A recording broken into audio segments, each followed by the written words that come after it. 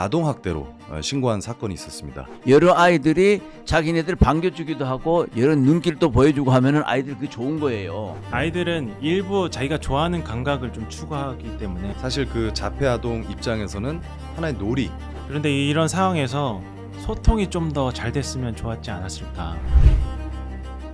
안녕하세요, 닥터브레인 구독자 여러분. 모든 이슈를 뇌과학적으로 풀어보는 시간, 전지적 뇌시점에 오신 것을 환영합니다. 저는 진행을 맡은 김정현입니다. 안녕하세요, 소장님. 예, 뭐 저는 뇌를 연구하고 또 뇌를 알면은 이 세상을 움직일 수 있다.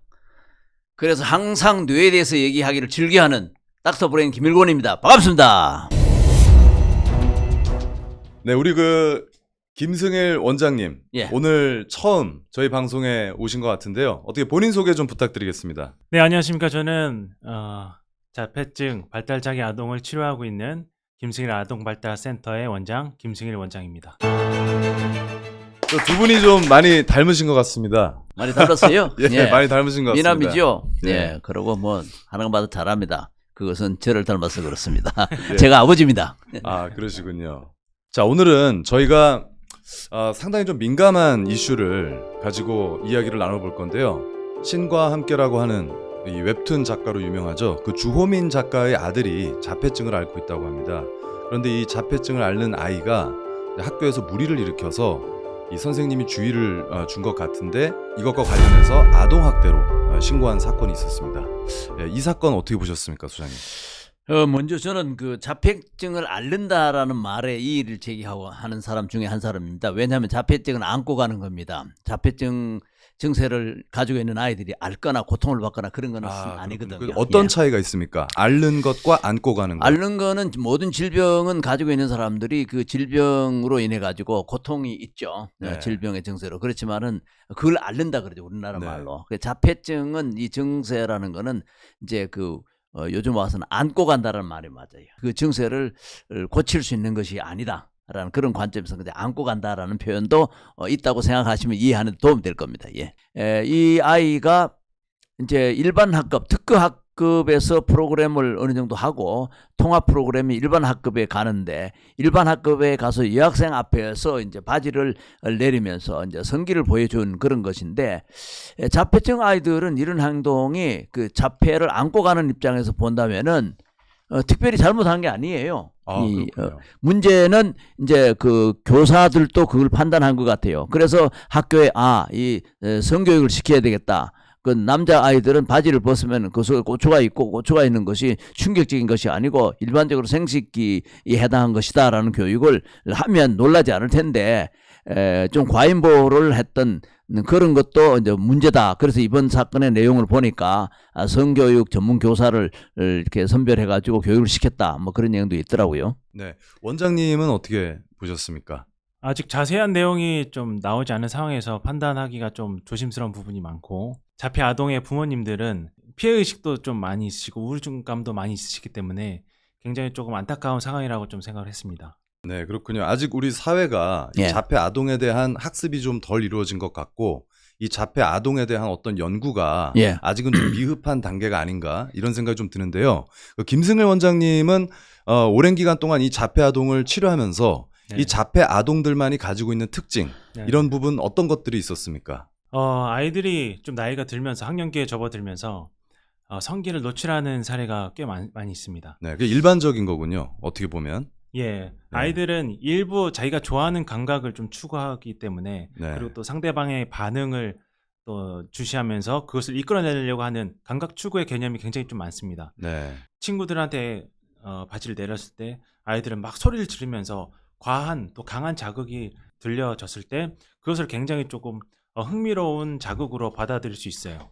그렇기 때문에 그것을 더 느껴보려고 공공장소에서나 뭐 친구들 앞에서 바지를 내릴 가능성이 있습니다.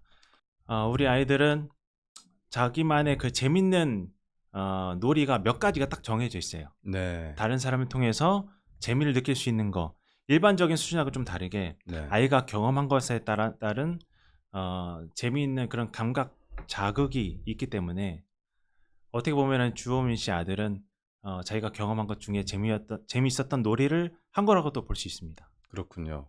그러니까 일반인들이 봤을 때는 어떠한 범죄 행위 이렇게도 보여질 수가 있는데 네. 사실 그 자폐 아동 입장에서는 하나의 놀이라고 네. 볼 수 있겠군요. 네, 네, 그렇습니다. 네.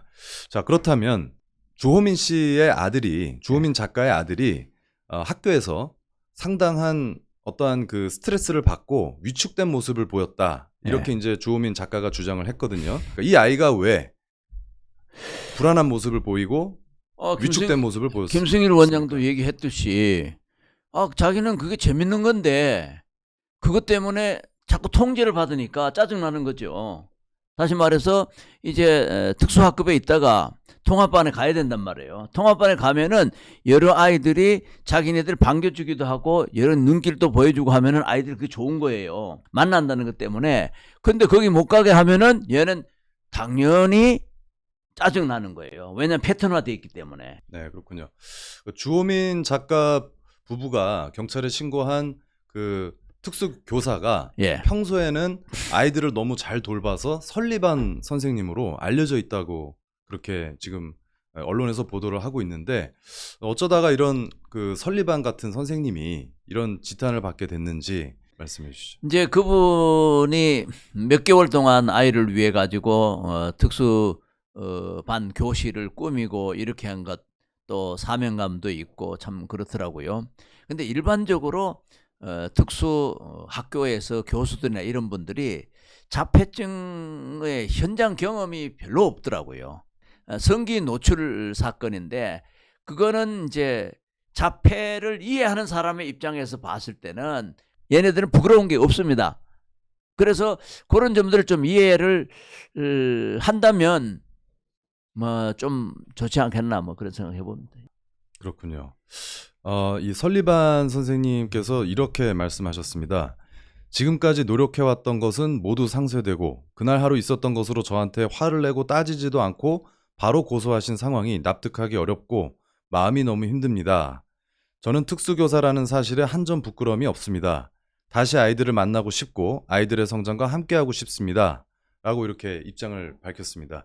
어떻습니까? 우리 그 특수교사라고 하면은 일반 선생님들하고는 사실 많이 다르지 않습니까? 어떤 처우라든가 이런 저는 환경이. 이제 특수교사가 고소를 당했다. 거기에 대해서 사람들이 그럴 수가 있느냐. 설리반 같은 선생님이 고소를 당했다. 그럴 수가 있느냐. 폭넓게 보면은 그럴 수가 있다. 두 번 얘기해도 그럴 수가 있다. 왜? 그런 과정을 통해서 우리 사회가 우리가 몰랐던 것을 알게 된단 말이에요. 저는 이제 그 교사님들에게 위로를 하고 싶은 것은 소신껏 하는 사람이 항상 관심에 초점이 되고 그러다 보면은 고소도 당하고 그런 것이지. 제가 여러 특수학교에 가서 교사 교육을 이렇게 해보면은 적극적으로 하는 사람들은 표정이 밝고 적극적으로 합니다. 적극적으로 하다 보면 실수도 나옵니다. 그런데 다수의 교사들은 뭘 하느냐? 제가 봤을 때에 그냥 대충 사고 안 나도록만 하는 거예요. 일종의 뭐 그러면 방치군요. 결과물은 없는 거예요. 근데 사고 고소도 당하면서 적극적으로 하다 보면은 당하는 것이니까 선생님은 설리반의 선생님으로서 또 고소 당하는 것도 그 과정의 일부분이라고 생각하신다면은 이번 문제도 재판을 해봐야 제가 봤을 때는 큰 문제가 없을 거라고 저는 생각을 하고 위로의 말씀을 드리고 싶네요. 예. 일반인들과는 상당히 다른 관점을 갖고 계신 것 같습니다. 아무래도 이 발달장애 아동의 부모들을 많이 접하시다 보니까 이 주호민 작가 부부의 그 심정을 충분히 이해를 하신 것 같아요. 예. 그럼에도 불구하고 이 설리반 선생님은 이 고소 건으로 사실 재판 결과와 상관이 없이 직위해제가 됐거든요. 이런 부분이 사실은 우리 특수 교사분들의 어떤 사각지대 이런 부분이기 때문에 고소는 너무 심했다 이런 여론들이 있었습니다. 그런데 이제 우리 소장님께서는 오히려 이런 설리반 선생님 같은 분이 훌륭한 선생님이기 때문에 이 특수 발달장애 아동을 가진 부모라면 오히려 설리반 선생님 같은 선생님에게 아이를 맡겨야 된다. 또 이런 또 해법까지도 내놓으셨습니다. 예. 자, 오늘 처음 이 방송에 참여하셔서 굉장히 네. 좋은 그 경험을 나눠주셨는데요. 오늘 그 방송 소감과 함께 좀 마무리 멘트 부탁드립니다. 예, 처음이어가지고 매우 긴장되고 떨리기도 했는데요. 지금 이 사건 때문에 선생님들 입장이나 학부모님들 사이에서도 엄청 충격이고 우울증에 많이 빠져 계십니다. 그런데 이런 상황에서 소통이 좀 더 잘 됐으면 좋았지 않았을까. 네. 서로 간에 지금 이렇게 뭐 수업을 진행하고 있고 아직 이런 행동 때문에 이렇게 좀 안내를 하고 조절을 시켜 나아간다.